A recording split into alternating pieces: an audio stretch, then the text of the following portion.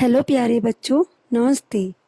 आज का हमारा टॉपिक है साझेदारी का आशय एवं साझेदारी की विशेषताएं। तो पहले मैं बताऊंगी साझेदारी का आशय। जब दो या दो से अधिक व्यक्ति मिलकर किसी व्यवसाय को चलाने, उसके लाभ हानि को आपस में बांटने और अपने वित्तीय साधनों तथा प्रबंधकीय योग्यता को लगाने के लिए सहमत हो जाते हैं, तो ऐसी संस्था को साझेदारी कहा जाता है। इसका मतलब है, जब किसी भी व्यापार को दो या दो से अधिक व्यक्ति मिलकर करते हैं और उस व्यापार से होने वाली लाभ या हानि को आपस में बांट लेते हैं, या कहा जाए अपने वित्तीय साधन तथा प्रबंधकीय योग्यता। साझेदारी मतलब दो से अधिक व्यक्ति, इनमें से किसी भी व्यक्ति के पास यदि प्रबंधकीय योग्यता है, व्यापार को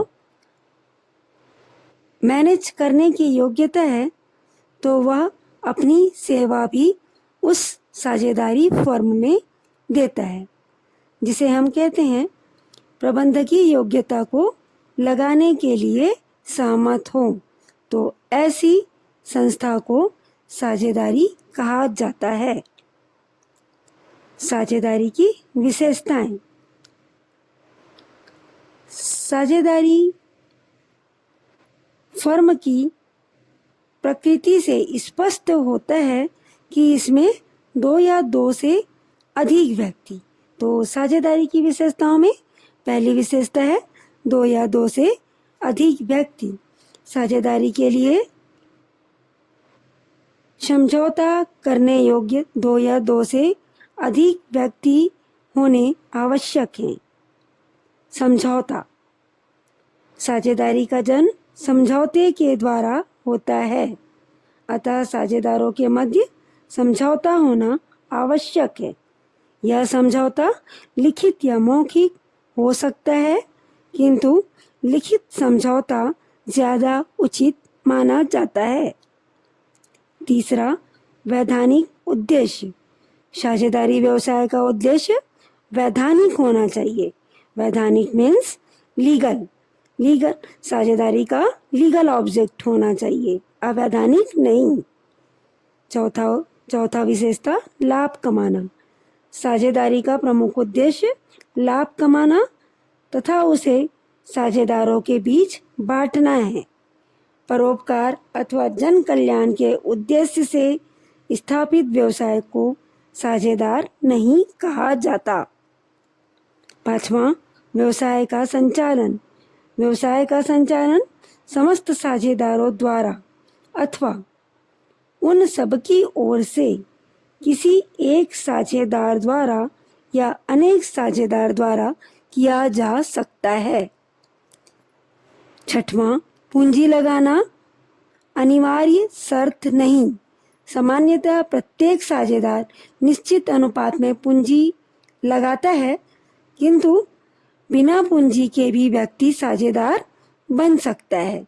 व्यवसाय के संबंध में परामर्श देने या कुशलता के कारण किसी व्यक्ति को साझेदार बनाया जा सकता है। यदि किसी व्यक्ति के में योग्यता है, तो उसकी योग्यता या कुशलता के लिए वह व्यक्ति बिना पूंजी के भी साझेदारी में शामिल कर लिया जाता है। सातवां, अनुबंध की क्षमता। साझेदारों में अनुबंध करने की योग्यता होनी आवश्यक है, अर्थात अवयस्क, पागल, दिवालिया आदि साझेदार नहीं बन सकते। अनुबंध का मतलब है दो या दो से अधिक व्यक्ति के बीच जो समझौता होता है, जिन्हें कानूनी रूप से स्वीकृत किया जाता है, तो ऐसा समझौता अनुबंध या कॉन्ट्रैक्ट माना जाता है। तो अनुबंध, यदि कोई व्यक्ति साझेदारी में शामिल हो रहा है, तो उसमें अनुबंध करने की क्षमता होनी चाहिए। वह पागल या दिवालिया नहीं होना चाहिए या अवयस्क नहीं होना चाहिए। आठवां, सदस्यता की पात्रता केवल व्यक्ति ही साझेदार बन सकता है। कोई संस्था, संघ या व्यक्ति का समुदाय साझेदार नहीं बन सकता। अगला पॉइंट है प्रत्येक साझेदार का एजेंट तथा प्रधान होना।